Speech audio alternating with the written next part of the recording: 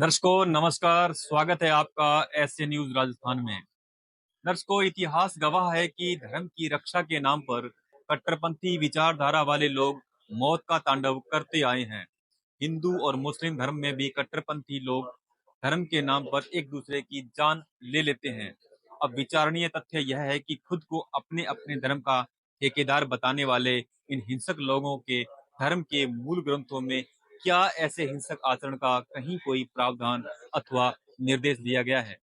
क्या ये कट्टरपंथी लोग अपने अपने धर्मों के विधान अनुसार आचरण कर रहे हैं? आइए जानते हैं इन्हीं धर्मों के ग्रंथों में क्या वर्णन मिलता है। अभी हम हैं सतलोक आश्रम सोजत में, जहां पर एक प्रदर्शनी का आयोजन किया गया है और इस प्रदर्शनी में लगभग सभी धर्म ग्रंथों के जो पवित्र शास्त्र हैं उनको रखा गया है।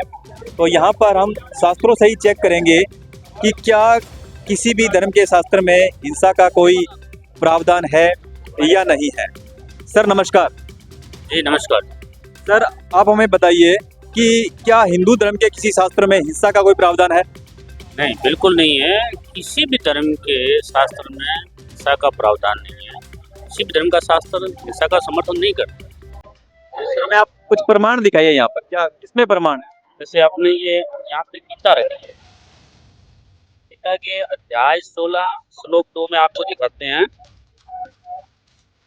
अध्याय 16 श्लोक 2। अब यहाँ पे लिखा है, ये अध्याय 16 और श्लोक 2, मन, वाणी और शरीर से किसी भी प्रकार से किसी को भी कष्ट नहीं देना, ये हमारे शास्त्र कह रहे हैं। ये गीता है। अब इसी के साथ में आपको श्रीमद् भागवत सुधा सागर जो स्वाधीन कथा सुनाते हैं, हम उसके विषय में बताते हैं। देखो इसमें लिखा है कि जो पशु वध करते हैं,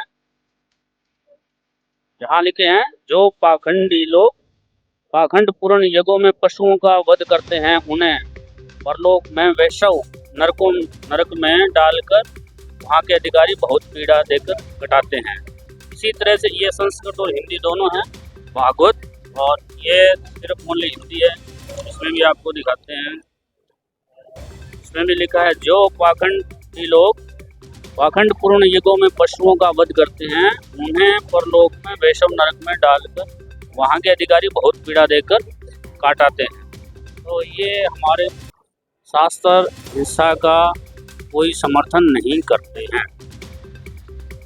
तो इस प्रदर्शनी में हम दूसरी तरफ आए हैं, तो यहाँ पर कुछ मुस्लिम धर्म के शास्त्र जैसे कुरान शरीफ, कुरान मजीद या अन्य कसवल अंबिया वगैरह रखा हुआ आसमानी किताबें। तो यहाँ पर मौजूद लोगों से हम जानना चाहेंगे। सर नमस्कार। नमस्कार जी।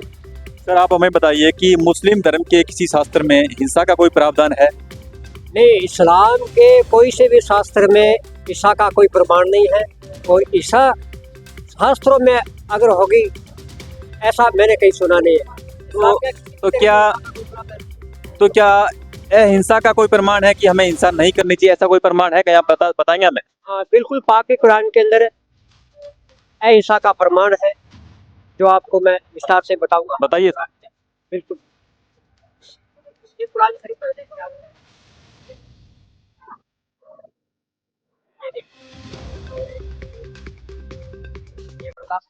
हमारे होस्टिंग, और आगे मैं बताना चाहूंगा आपको। ये देखिए वैलो जेना तवक्कली अली कजी संदजियन वाली तुतियल किफार जिहादन भी जिहादन कबीर। इसका अनुवाद हिंदी में किया गया। देखिए, ए पैगंबर, तुम काफों का कहा ना मानना और इस कुर्बान की दलीलों से उनका सामना बड़े जोरों से करना। यानी उन लोगों को जो मतलब अल्लाह कबीर को जो जानते हैं, जो अनभिक्ष है, उनके बारे में जानकारी नहीं है, उन लोगों से संघर्ष करना।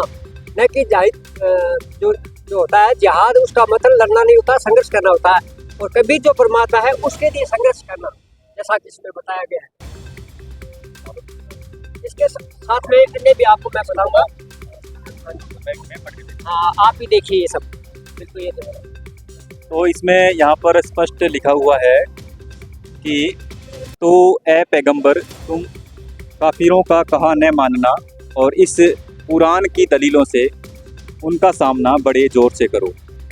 यानी कि जो लोग काफिर कहे गए हैं, अर्थात जो लोग अल्लाह भगवान को नहीं मानते हैं, उनका सामना करना है कुरान की दलीलों से, कुरान के ज्ञान से, न कि तलवारों से, गोलियों से, बालों से। तो ये स्पष्ट यहाँ पर कुरान शरीफ में भी अहिंसा का ही प्रमाण हमें देखने को मिलता है। तो सर हमें और भी इसमें प्रमाण दिखाएंगे सर, और भी कोई प्रमाण है तो बताइए सर। बिल्कुल, मैं आपको प्रमाण दिखाना चाहूँगा कि खुदा को जो है, अल्लाह जो है, उसको किसी प्रकार की नाइंसाफ़ी जो है और किसी के अंदर जुल्म है, वो अल्लाह जो है उनको बिल्कुल पसंद नहीं है। आपको मैं इसी कुरान से, पाक कुरान से आपको बता रहा हूँ। ये देखिए, साफ शब्दों में लिखा गया है, ये देखो सामने, वे लोग तुमसे लड़े और तुम भी अल्लाह के रास्ते में उनसे लड़ो, लेकिन ज्यादती ना करना।